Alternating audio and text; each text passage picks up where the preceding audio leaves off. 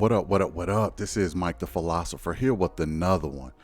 Look, this is Paternity Matters, y'all. Judge Lauren Lake, the lovely Judge Lauren Lake. I know some of y'all not a fan of the good judge, but I think she's fair for the most part. I think she's a wonderful judge, a wonderful woman, wonderful person. All that being said, let's check out this first episode of this first season. Let's go in. But the conversation continues because we all know paternity matters. On this season of Paternity Matters. Paternity is always taboo. It's something that we don't talk about. But now we are starting to have these conversations, and there's a way, I believe, to make things that used to be taboo teachable. You've lived with a question of paternity. It has always been clear that your dad was one of how many possible fathers? 4. The only time he came is when I'm going to try to stay focused and not so focused on how fine Judge Lauren Lake is. Excuse a slip up here and there, but this woman is phenomenal in a lot of ways. All that being said, just excuse some comments I may make, but let's focus on the story at hand. Let's go. he was getting high, he didn't acknowledge his child. I only see this woman for 5 years now. For sudden I'm the daddy. I've never met him a day in my life. The man that's on your birth certificate. Yes, I do not know this man. I actually do spoil my kids. We eating filet mignon tonight.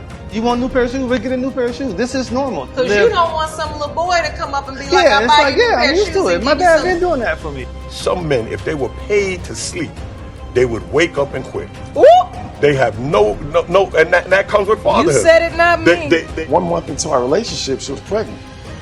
I was like, Oh. what do you mean you're pregnant? My dad, he's one of my best friends. And I couldn't imagine my life without him because he's my hero. I was angry with God. As men and as black men specifically, nobody cares about what we go through when it comes to parenting. So it's very difficult. How did the lady end up in the mix? She just slipped on a banana peel and just You know landed what? up in the mix right up in your marriage? So What this- happened? Her other baby daddy was going up the steps. Now was going down the steps. Could have been his back, baby. I don't know. Because the girl she was getting high. She was on crack. And she was doing her thing with everybody. Whatever happens, Lord, just let me be strong. On paternity This should be interesting. I haven't seen this before. I haven't seen any episodes. I think this is just starting out. I'd be interested to see how this show goes next to her. I'm glad she's decided to do this too, because paternity does matter. She's known as, her and Maury are the paternity king and queen, so to speak. So I'd like to see how this goes.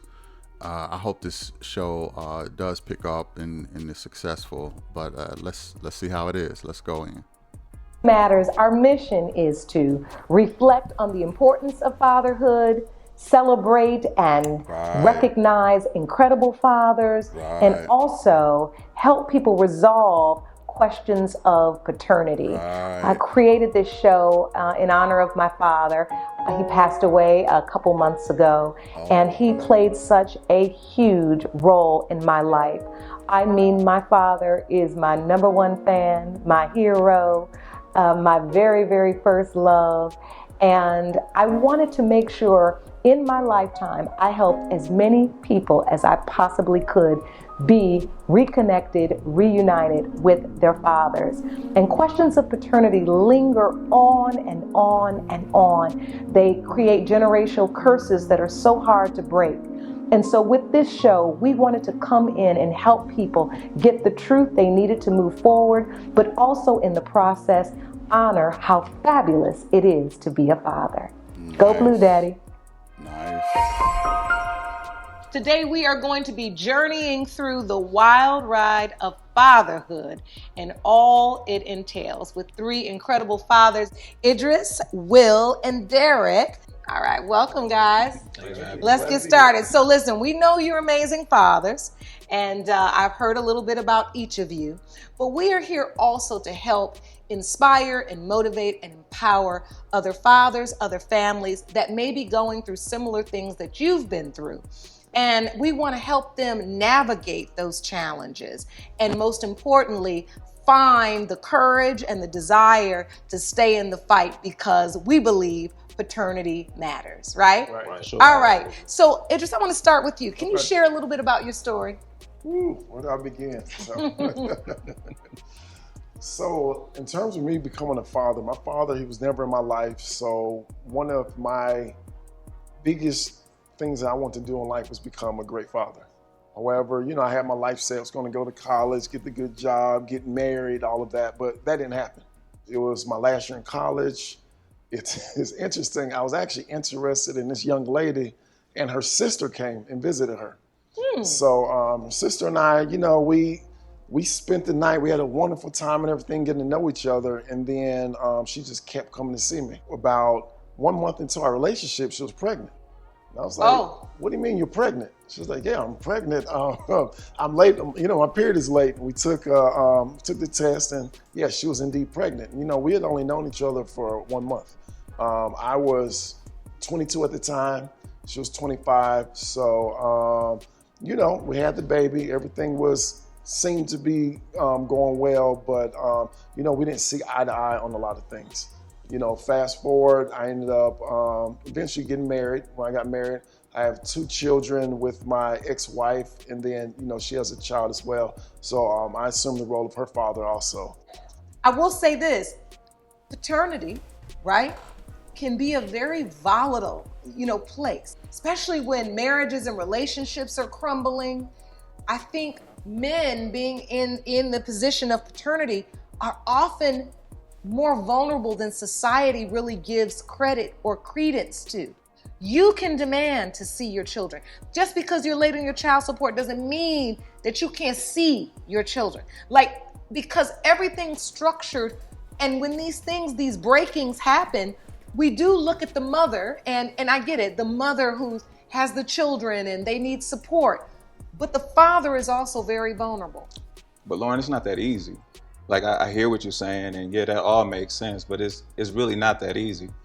I just got out of a 3.5-year custody battle that I initiated. I have twin daughters that are 14, and I have a today 20-month-old daughter. But for my twin girls, me and their mother haven't been together in 11 years, 12 years. But once I got married to my now wife, she started making it difficult for me getting my children. So my children stay 9 miles away from me. We had an agreement for visitation, and I get them Tuesday, Thursday, and every other weekend, which equated to about half the month. For spring break, my wife and I planned to take my daughters to Florida.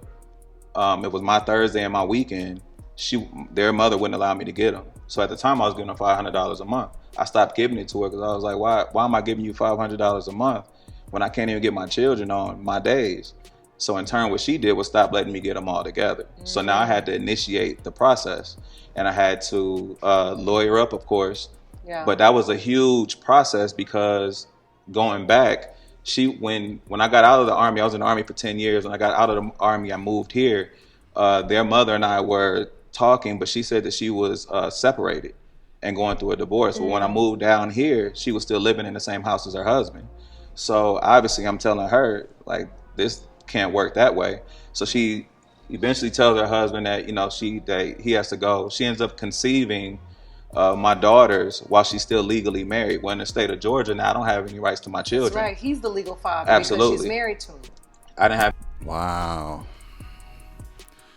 Yeah, that's one thing. If she's married to another guy, which is such a stupid rule. I think it's a way to stick some kind of man with the kids. I'm gonna tell you, child support and custody is not fair for men. It's not. Let me tell you a short story.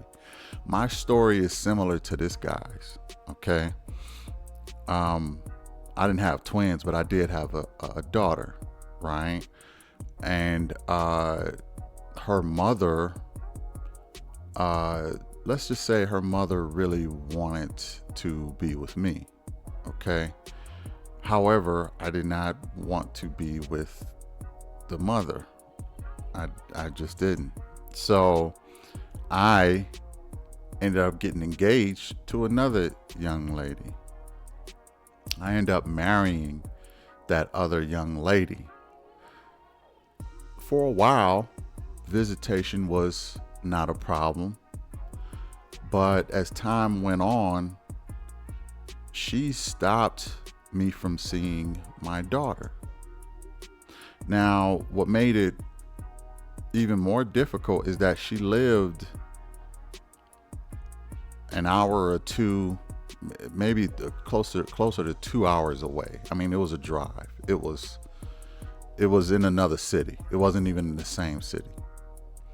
So me trying to fight and get custody or visitation was an uphill battle, because I got to drive all the way to another county and open a case just to get visitation with my daughter. It seemed as though once I got engaged and I got married to another woman, that my daughter's mother was feeling a little salty. So what happens is a lot of women, not all, but a lot of women end up using their kids as weapons against the men to say, listen, I'm gonna insert some misery in your life any kind of way I can. And if that means you not seeing your daughter, I don't care about that. I know them checks bet not be late, but you seeing your daughter, I don't have to do that. I don't have to do it, because I know it's more inconvenient for you than it's ever going to be for me. They're going to make sure I get my money in child support. Okay. And I'll tell you this, if visitation was measured by child support, women will let the kids see their father a lot more often than they do, but they don't care about that. The checks is a constant. It's a static situation. Okay, it's court ordered. It's a static situation. Money come out automatically. But in order to see your kids, you got to jump through hurdles and hoops, hire lawyers, which is even a bigger expense, just to get visitation, and you still may not get it. You see what I'm saying? The system is not fair to men, and men are tired of that. Let's go in. Have any rights to my children, so that was just crazy to begin with. But I was always there, and she had 2 daughters from a previous marriage, so she's now a single mother of 4. And of course, she's all for me getting my children 50% of the time because she's a single mother of 4. And I'm sure she wanted that because she felt like it would disrupt my personal life some. Yeah. But I wanted my daughters, so that wasn't an issue. So I've always been in my daughter's life. Fast forward to now, we're in this custody battle where I'm trying to get joint custody. For whatever reason, like as men and as black men specifically, nobody cares about what we go through. Facts. When it comes to parenting. And it's unfortunate that when you're co-parenting, you're not ever considered an equal parent. Mm-hmm. And that hurts. Like, I had a part in creating this person. So why shouldn't I be considered equally? So it's very difficult. I'm sorry. You don't have to apologize. I think it's beautiful, and I think it's powerful for you to stand in this truth that so many men stand in, and to be very, very open and honest about the pain. You know, like I said, we look at these depictions in society, and it's always somebody that don't want to be the father, and then they dance off, and that is not the case with the majority of men. Men want to be fathers. They want to be present. They want to be treated fairly and honored and have a say. And that fight that you're in, the fight that you've been in for all of this time, it takes a toll on you. Join us next week to see how this story turns out. So one of my daughters. Yeah, it's hard for fathers out there. It's hard for fathers out there, especially African American. They really don't care what we got going on. Cut the check and that's it. And if you're not going to cut it, we'll send you to jail, because that's really what we want to do anyway. Okay, get free labor out of you. And while you're in jail, we're still going to build up these arrears for you so that you can be in forever debt. Okay, you're a forever slave. You're a forever slave in this country. If you're a black man, okay, you're a slave in jail for sure. And they want you in either working for someone, or they want you in debt of someone. So you have to keep working in order just to survive. Now, some might say, well, just pay your child support and this, that, and the third. Yeah, well, okay, I'll pay my child support, but guess what? I want to see my kids, and I don't want to have to jump through hoops just to do it. I think child support is a scam anyway. I think it's just a way to separate the families. It's a welfare that men pay instead of the government. The government say, we'll give you peanuts, but if we really want to separate these families, we're going to have the man pay for her to be separate from the families. So they came up with child support as that way the man is stuck stuck for at least 20 years working for the system. He has to work and bust his tail. The state collects $1 for every dollar that is collected, so they get paid. The women would stay separate from the man, and they drive capitalism because women spend like 70 cents to every dollar that's spent. So keep the men in slavery, keep the women spending money, keep the families separated. That is the goal of this country, in my opinion.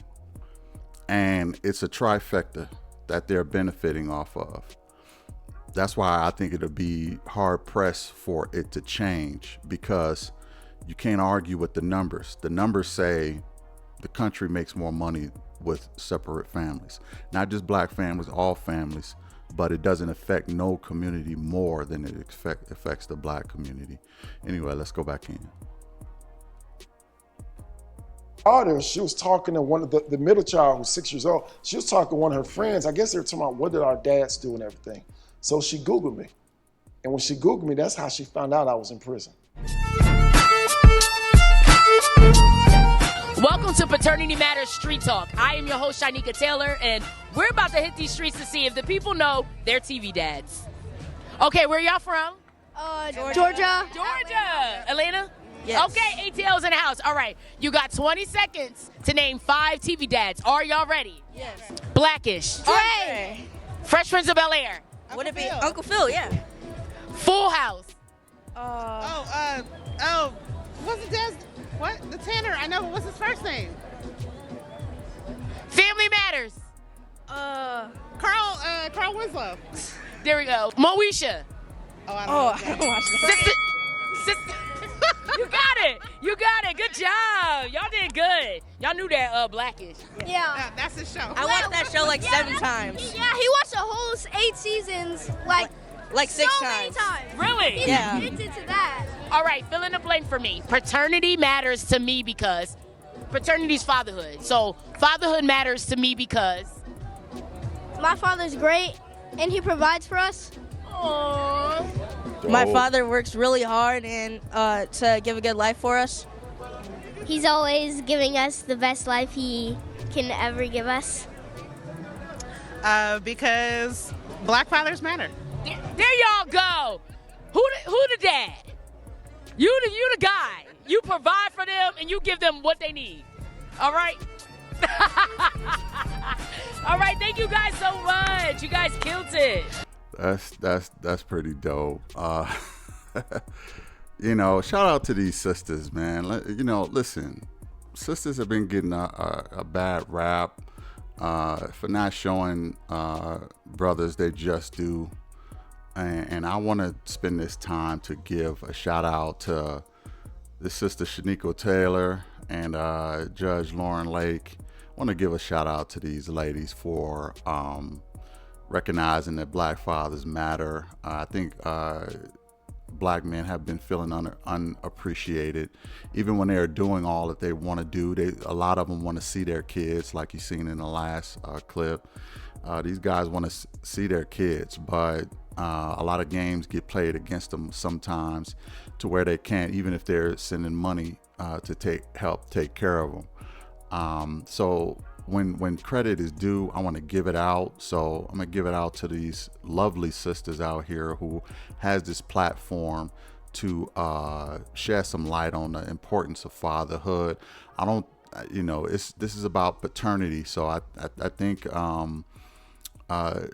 Judge Lauren Lake probably seen throughout her career how important fathers are, and she just lost her father. So I think she really noticed how men were unfairly treated in the court system. I'm gonna be honest. I think she's seen how the laws were skewed against men. I think she's seen how the men don't get the props that they deserve. I think a lot of that is a lot of her motivation in doing a show like this. I wonder if she's gonna actually do some paternity tests and come out with some results like she did in her show. That would be interesting to see if she could do that, but we'll have to stick around to find out. So let's go back in. I hope y'all enjoyed Paternity Matters Street Talk. Enjoy the rest of the show with Judge Lauren Lake.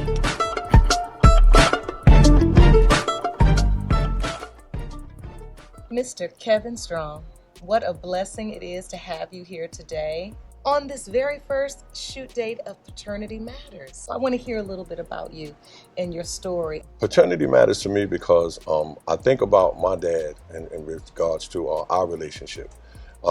Tumultuous, a lot of dysfunction. It started out kind of crazy because I remember I was about 11 years old. One day I was going through looking for something in my house through some papers. And I came across my birth certificate. You found a birth certificate that didn't match the name you had been using at school. That's right.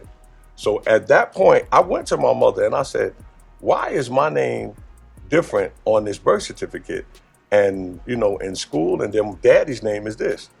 Well, back then, in that generation, they had the saying, children are to be seen and not heard. No, yes. I grew up in that era, too. I never got to know my father. We didn't talk a lot. He pretty much provided financially for us.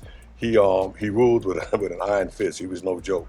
Discipline was big for him. He grew up in the deep rural part of the South. So sometimes I used to tell myself as an adult, there's no telling what things this man went through, what he saw, what he was exposed to. And then having a father walk away from him at the age of 9, well, he could only give me what was given to him. And I think he tried to do a little bit better. You really can't give what you don't have, but you can try to imagine, try to think about the things you don't have and give what you think. But it is very hard. Yeah. And I love that you were able to say, as a man, right? I think often when we think about fatherhood, there's this tendency, or there's a cultural norm, I think, that's been created in our society. It's just completely demonized if a father did not exhibit or show what we believe to be near perfection in terms of his role. But when you look at his life in the arc of who he was as a man, what he encountered, what he experienced, and maybe how those experiences, those traumas affected him and what he was able to give to others, I think then it's a healing for us. Do you agree? I definitely agree. And I think what really did that for me was we as we grew up, as I stated, there were a lot of things that happened. And it was one particular incident that brought a deep resentment between me and my dad. Stay tuned to see what test led to this testimony. So I was angry with God. I said, you let me go through all of that stuff. All right. Tammy from Louisiana wrote in. She said, Judge Lauren, about 3 months ago, I went to a party, got drunk, and I had sex with 2 different men in the same evening. I'm pregnant now. I have no clue who the father is, and I don't know what to do. Well, Tammy, you definitely have a question of paternity if you had sex with both of them during the window of conception. With that said, you may need to be honest with both of the partners and get yourself prepared to have that paternity test. Now, you can have it while you're pregnant if you want, or you can wait till the baby's born. but you should get the answers, not just for yourself, but for the child and for the father. Yeah. Stuff happens, man. I guess. She could be dragged easily for going out to a party, getting drunk, and smashing two guys in some kind of choo-choo train, but stuff happens, and unfortunately, well, I wouldn't say unfortunately, it just is what it is. Women are the ones left holding the bag sometimes, which is a pregnancy. So yeah, hopefully a lesson was learned in all of that for number one. But what do y'all think about this? I was actually expecting to see some paternity, but I know that costs money, and she's running this show on her own, so she's not trying to pay for paternity test, I guess. But I think that's a very compelling part of the story, because it gives definitive answer as to who the father is. But I do appreciate her talking about the black fathers, or just fathers in general, and giving her opinion, and let it be known that fathers are appreciated and do matter. What do y'all think about this? What do you think about the episode? Put it in the comments. I'll be interested to know. Hit the like, share, and subscribe. I'll catch y'all in the next one. Peace.